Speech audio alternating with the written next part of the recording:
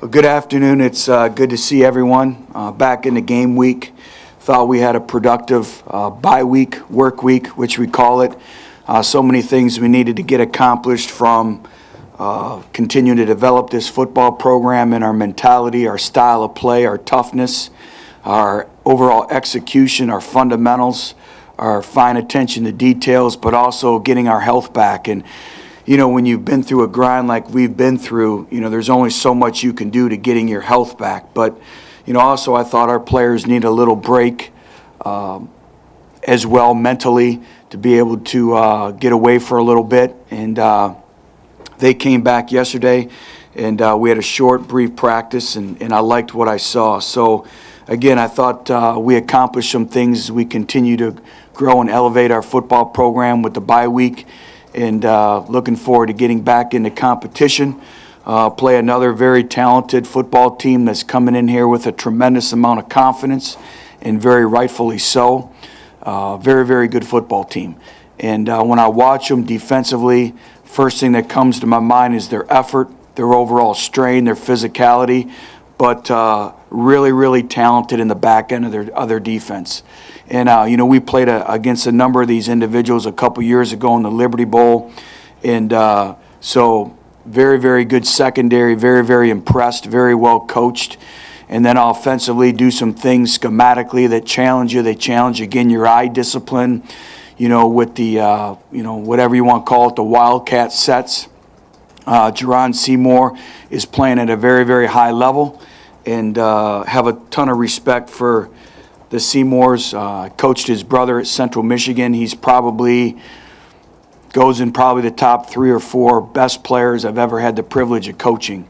And so know a lot about him and his makeup and his family background. What can I say? Jordan Matthews is as good as any wide receiver in the country, and they do a tremendous job of finding ways and creative ways to get him his catches and get him the football. Very well coached, and they believe in their system, and they play exceptionally hard. I think one of the things that really stands out to you when you watch Vanderbilt play on defense is they don't have missed tackles. Again, and I think it's a byproduct of running to the football, the effort, but their back end is very, very talented. And again, they don't give up big plays. They don't hurt themselves. And the same thing offensively. They take care of the football, and they've done a great job on special teams. So again, another challenge. Should be a great opportunity for our seniors, senior night in Neyland. This is a game you always remember your last game at home, and I think our players have to. You always guard against as a coach, again, is the emotional factor. We don't want an emotional football team. We want a passionate, energetic football team. I think sometimes seniors playing their last home game, they forget the task at hand. And, they'll be able to, reflect back, when there's, when it becomes February. So right now, again, we got a great challenge ahead of us. So I'll answer any questions you may have. At the Liberty Bowl a couple of years ago, did you get a chance to spend any time with James Franklin at bowl events? And I guess what kind of relationship did you have from back then? We did. Anytime you go to a bowl game, you get a chance to spend some time with the other team's staff. And I've known Coach Franklin for a while, but that was a time that we spent a lot of time together. And, there's a couple, there's one particular individual on their staff, Herb Hand, that we coached together at West Virginia, and I consider him a very good friend and have a tremendous amount of respect for Coach Franklin and what he's done at Vanderbilt. Coach, would you touch on the fact that Vanderbilt's been able to create a lot of turnovers for against Kentucky and Florida? They've had 16 turnovers for us the last 4 games. They've been very opportunistic, and it's just like, Kentucky goes down and scores, and, they create an opportunity for themselves, and boom, they block an extra point, and it's 2 points going the other way. And, generating turnovers, especially in terms of fumbles, usually is created by physicality, the overall physicality of your style of play. And, again, they give great effort. Their secondary are sure tacklers. They're physical. They're aggressive. And I think you see that. And then they've done a great job down the stretch of really turning those turnovers into points and scoring touchdowns. I know the depth chart doesn't necessarily mean anything, but Riley Ferguson is officially number 2, but if there were a short-term injury or something where Dobbs had to leave for a short amount of time, is it fair to say that Peterman would be the first one in, just based on the red shirt? As of right now, based on where we're at, and obviously you always take into consideration the circumstances by which they occur, but if it was, a couple plays, or the question that you guys ask me every week, if Josh Helmet comes off, who's the quarterback, it would be Nate Peterman. And Nate continues to progress. I would say he's probably about 98% back to full strength, so he would be the quarterback. Since you have more healthy depth at the position now, might Dobbs be more apt to run? Would you be less concerned about him running? Yeah, you saw a little bit more of some called run plays for him a couple weeks ago. And, as he continues to progress mentally and physically, we'd like to involve him more in the quarterback run game as well. Juwan James is about to tie the all-time record for most starts and could break it at the end of this year. I mean, to start from the moment you arrive on campus, especially at that position, and continue it for 4 years, it's got to be pretty I think it speaks volumes about him, his competitive character, his overall character. He's been a tremendous resource, and Juwan is one of those individuals I gravitate towards. Every opportunity I get, every minute I get, we probably text every night. He's kind of at times given me the pulse of the football team. When I go to training table, I kind of gravitate towards his table. And, we've really developed, I think, a very strong bond. And, he has a great future ahead of him. And, we really challenged him this year to really improve in some areas, some deficiencies, and he's done a great job. And, again, we talk about consistency and performance, and I think that's defined in Juwan James. The last 3 games, you obviously played really good defenses, but didn't create as many explosive plays off as you wanted. How do you get back to creating more and generating more, and how much does it help now that Dobbs has a couple games under his belt? Well, explosive plays are critical to winning. And you look at when we've had success moving the football, when we've been effective offensively, usually there's a byproduct of explosive plays. And when we've struggled, we haven't had the explosive, or what I call the big splash plays. And that's kind of the strength of Vanderbilt's defense, is they don't allow you big explosive plays. They haven't given up big plays. They're skilled, like I said, in the back end. They're a senior-dominated, back end. They've played a lot of football. They've seen everything. They played the best of the best. They play with great technique, and they tackle. And they've played a lot of football. They have a lot of experience and a lot of confidence. So, again, we have to do a great job offensively, is when we get one-on-one matchups, we got to try to make them miss in space. We're going to have to complete some deep passes. We're going to have the ability to make, defender miss at the second level. And against them, it's a great challenge. Does that mean on offense then maybe you have to be more patient with knowing, hey, you missed out an opportunity, let's get 5. Yeah, you have to be efficient, but it's extremely difficult in today's world of football to play perfect. It's extremely difficult to methodically move the ball down the field 4 yards, 5 yards. At some point in time, you need a big chunk play.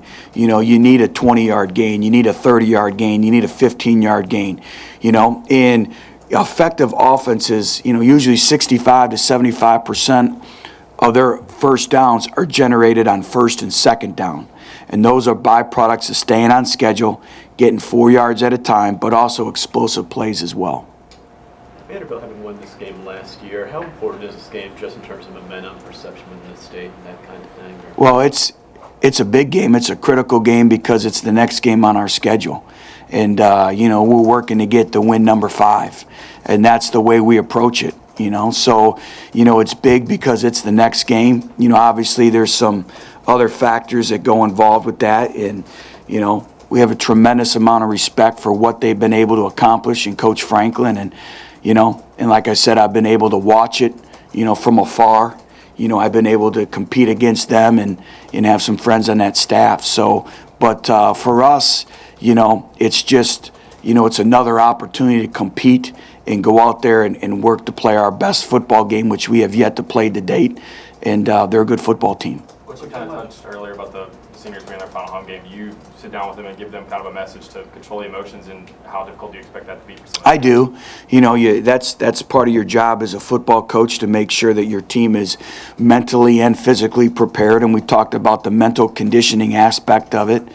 And, you're dealing with human emotions, and these seniors have been through a lot. I talk to them all the time, about their experiences here. Some good, some bad, some indifferent, But it's been a resilient group of young men, and they've been through a lot. But like I told them, they're laying the foundation for the future successes of Tennessee football.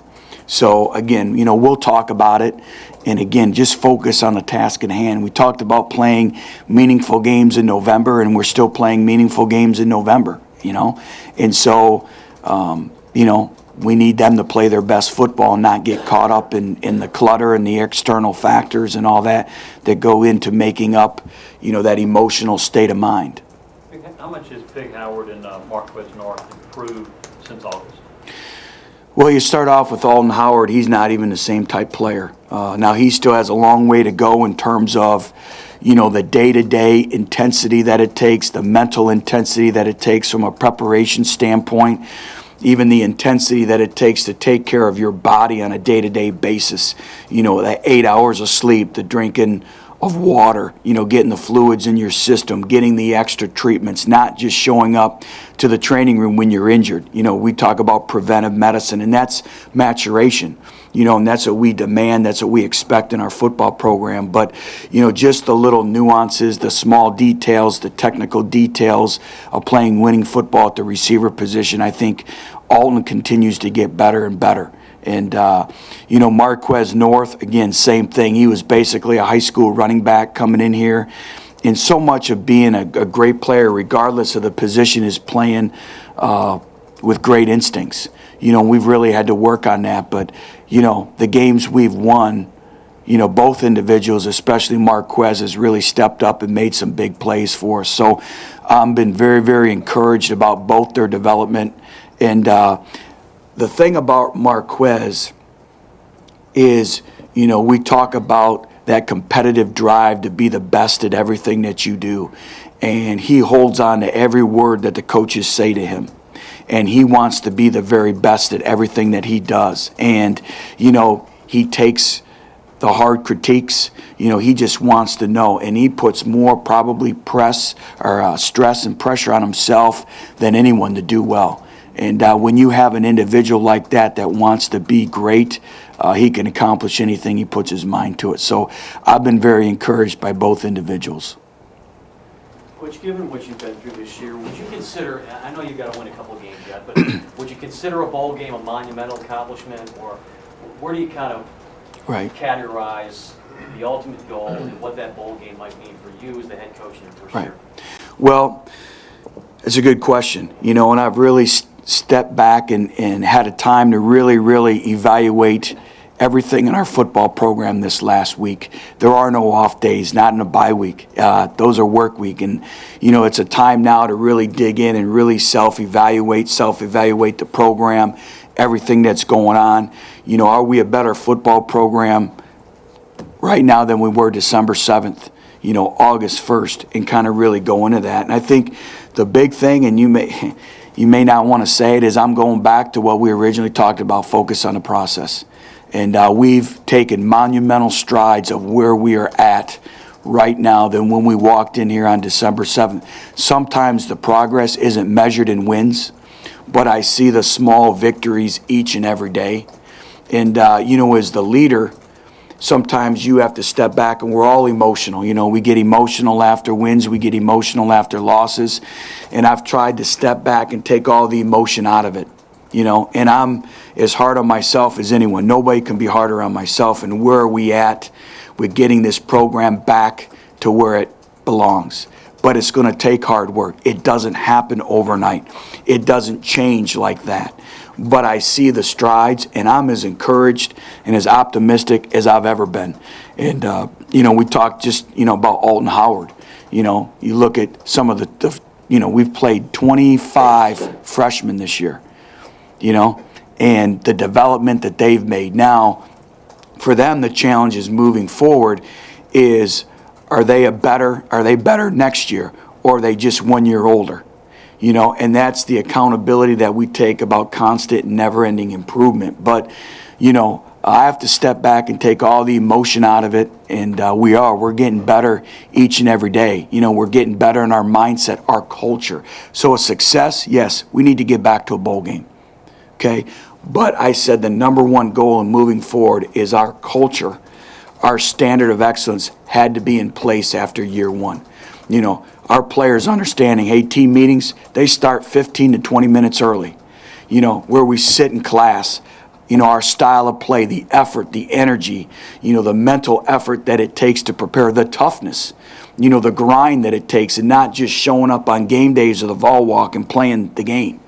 You win the game through your effort, your energy, your focus, your small details, your detailed excellence throughout the course of the week, and toughness. And those are all things that develop. We're not dealing with robots. We're dealing with 17 to 22-year-old individuals. And I talked about it is sometimes you become institutionalized. I talked about it a couple weeks ago. Their reference points, some of them, they're all negative. So you got to work to change that. You have to build confidence. You have to build belief. You have to build trust. So I know that's a long-winded answer to your question, but I'm as excited and optimistic as I've ever been. Is a bowl game a fair gauge then this year, or is it too superficial? I think it's superficial. It's where we're at. Our first year at Cincinnati, we finished 4-8. It's the most miserable year I've ever had. Looking back on that journey to get that program back, to get that program to where it is right now, that needed to happen. That was the foundation. That led us to that standard of excellence. And I think right now, they're 8-2, and you look at, after that, we had, double-digit victories in both seasons, in 2 championships, and 2 bowl victories, so I think that all of that, that was painful, but looking back on it, that was probably the best year we had in coaching in terms of learning about our program, where we needed to go, and also us as coaches. We found out about our resiliency. We found out who was really in with us and who wasn't. We talk about love being conditional. I like unconditional love.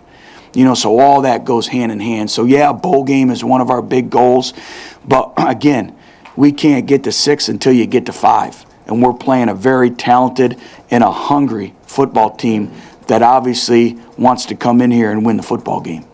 Butch, what are you having to do, you personally, right now, in terms of recruiting? Well, we have a lot of momentum, and recruiting is going exceptionally well right now. And I think people can see, again, it gets back to the small wins. Sometimes they don't show up on game day. But I think people see the culture that's in place now, the standard of excellence, but also the people, but also what this place will be in the near future and what it has been. So I think the big thing is, obviously any coaching staff will tell you this, it's maintaining, but also building upon that recruiting class as well. Coach, last year at Cincinnati, your leading receiver was a tight end. This year, have you gotten the production you would have liked out of that position this year? Well, I think we've been set back a little bit just because of depth and injuries at that position. The tight end, we've always wanted to have that be a weapon in our offense, and I like to play with a tight end. But again, our last year at Cincinnati, we had Travis Kelce, who I believe was a 3rd-round draft choice of the Kansas City Chiefs, and he was dynamic. But more so than that, his toughness, he brought a whole other level of toughness to our football team there. And so he was more involved in the run game, and then prior to that, we were more receiver-oriented. So I think it's playing to the strengths of your football team. Right now we don't have a lot of depth at that position, but we're trying to create depth through the recruiting process at that spot. You said Jordan Matthews called as good as any receiver in the country. What is it about him specifically that makes him such a tough guy to defend? explosive, and he can do it all. You know, he can play in the slot. He can play outside the numbers. He can adjust to the ball in the air. He's a playmaker. You know, all you have to do is get the ball anywhere around him, and he's going to make a play for them. He has great confidence. I think they feed off of him. And like I said, we experienced him early in the Liberty Bowl a couple years ago, and he gained our attention immediately. Butch Samuels was kind of a surprise start Saturday. He's listed as a starter this week. Do you just prepare for him, or do you prepare for both quarterbacks? Or? We prepare for him, you know, and we'll prepare for both quarterbacks. But, you know, he was their starter until, you know, he had an injury and he played the full game. So we fully anticipate him being their starting quarterback. But we will be prepared for both quarterbacks. Butch, what kind of contact, if any, do you have with Cincinnati now, with any players or with any of the new coaching staff? Well, it's difficult because we're kind of going through the grind of the season, so the contact is minimal. You know, I've been so focused on Tennessee that I don't even have a time. I probably shouldn't tell you this, to even return my mother's phone calls sometimes, so let alone them. But, you know, you build relationships, you know, and we're in a relationship business. So, you know, there's a lot of support personnel and people there that you forge relationships and mutual respect that will call me and leave a message or text message, or, you know, I'll get messages, you know, periodically. So, you know, but like I said, all my effort and focus has been on Tennessee and, you know, trying to make this the best football program and best football team we can possibly be at this stage of the game. Butch, what needs to happen for your defensive front to get back to being more productive than what they've been the last 2 or 3 weeks? I think explosiveness of coming off the football, playing with technique, using our hands more, and the effort and the strain. And, you know, we've really been set back in terms of our overall rotation and our depth of the position. You know, so now we have individuals playing more snaps, more repetitions than they have in the past. So we talk about owning your conditioning.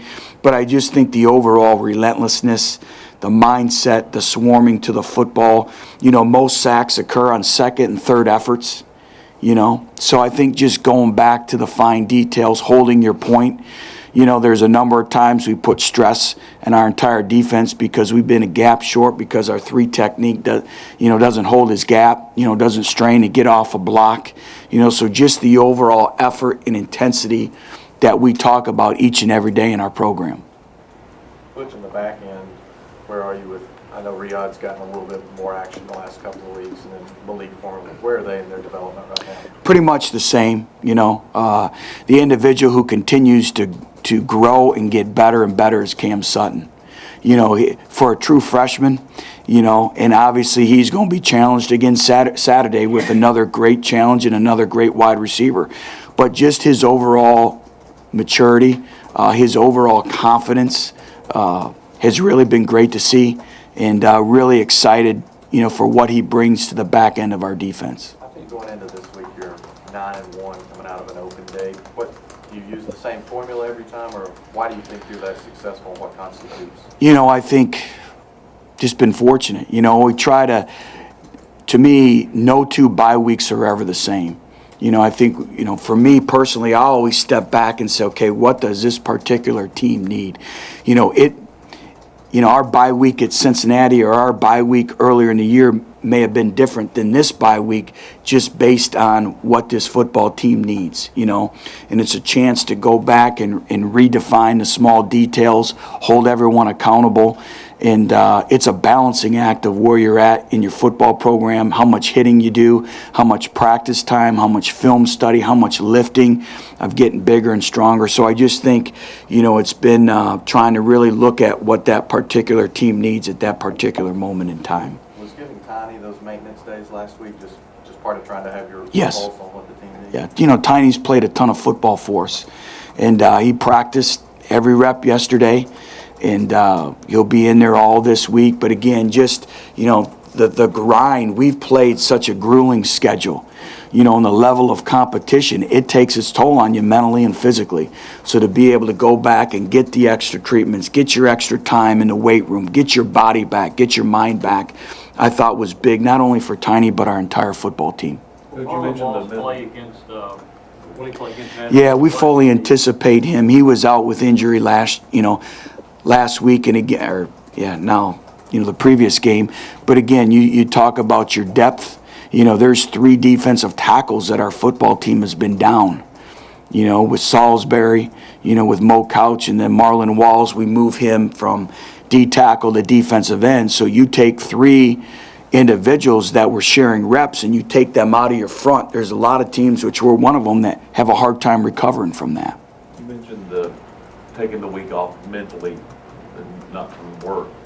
What group or what aspect of your team do you think benefited most from the bye week as far as getting that mental rest or focusing on correcting mistakes? I think everyone. Again, just the fine details, the details of what it takes to play winning football. Our special teams. We spoke about that. That's unacceptable here at Tennessee. And so, getting maybe some different individuals involved on special teams. Getting A.J. Johnson some reps on special teams. Getting Sapp a little bit more repetitions on special teams. But then it becomes a balancing act of their number of repetitions defensively as well. But I think it was needed by everyone just to go back and work on the small details at your position. We always talk about power of the position, and what are you bringing to the table. And so I think going back and trying to develop those fundamentals, and it's hard to do, because, everyone thinks a bye week is a long period of time. It's really not, so you only gain, 2 or 3 extra practices, but it's a balancing act of trying to get everything combined in those shorter days. Which, when you have a game where you give up a kick return and a punt return for a touchdown, do you go the next week and look at, shaking up those lineups and who's in on those units, or just kind of those things where those guys on there need to just play better? You know what? It's a combination of both. The thing you don't want to do is have individuals that have taken those repetitions and trained for those positions all year long, and you panic and you make wholesale changes, and now you go out there and they haven't been through, the nuances of playing that position in live game speed repetitions. So it's a balancing act. But on the flip side of it, you're always trying to find the best 11 to put on the field. It's an 11-man mission. So you're trying to find the best 11 to put on the football field to execute that assignment. So it's been a balancing act. I think on those 2 units you had, 3 defensive starters across the 2. Do you look at adding more of those guys? I know you mentioned AJ, and I know Sapp's on one of them. We do, but it also becomes an accumulative effect of snaps. It's where we're at in the program. I've said it. I'm not going to hide it. We have 0 depth. And, A.J. Johnson's playing too much. Dontavius Sapp's playing too much, but that's where we're at. How do you correct it? You recruit. That's bottom line. So we're going to try to get and extract every ounce of value in every individual in our football program. And that's why, we have some individuals that are taking reps on special teams and may only get 4 to 7 reps a game, or 8 or 9. And those got to be the best reps that they have. That's part of that IRU, that indisputable role understanding. Do your job. Own your technique. We're giving you a role to help this football team win. Now go do it. Build your football identity. And, up until the Auburn game, we've been pretty good on special teams. And I think it was a combination of, like I told you, 2 or 3 players getting outside their lanes, not winning their one-on-one matchups, and with a team speed like Auburn, we saw it this past Saturday, they'll expose you. And so, again, a lot of those individuals have played winning football for us on special teams. They were just breakdowns that occurred in the same game, and it's unfortunate because those are catastrophic to winning football games. A mistake on special teams can be catastrophic. Anything else, guys? Coach, touching back on the seniors, can you talk about their importance to this year's team and what they're going to mean to the program in this real year? Well, they mean everything, and we always talk about, in our football program and here at Tennessee, it's very special to be a senior. And, you only get an opportunity one time in your life to be a senior. And so they've been a great reference, like I said, to me. They've done anything and everything that we've asked of them, and they've been through a lot, good, bad, and indifferent. They've experienced a lot in their careers. But I meet with them on a regular basis, and there's not been one individual who's been resistant. They've been locked in, and they want to do well. That's the thing. Now it's being able to, how do we handle adversity? You know, what type of resiliency do we have? And they've been extremely resilient, but these last 2 games, there's going to be adversity. You know, and the hourglass is turned over for a lot of these individuals. They will never play the game of football again. And this is what I told them. Football is unlike any other sport in the world, because when you're done playing basketball, you can still go play basketball in the pickup leagues. You can still go play basketball with your sons.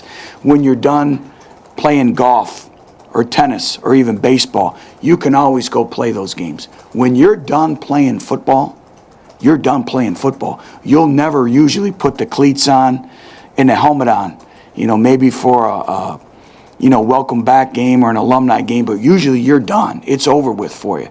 So you only have so many snaps left in you, and you need to take advantage of those snaps, and you need to enjoy your time, because it is, the hourglass turned over. Anything else? All right, thanks. All right, thank you.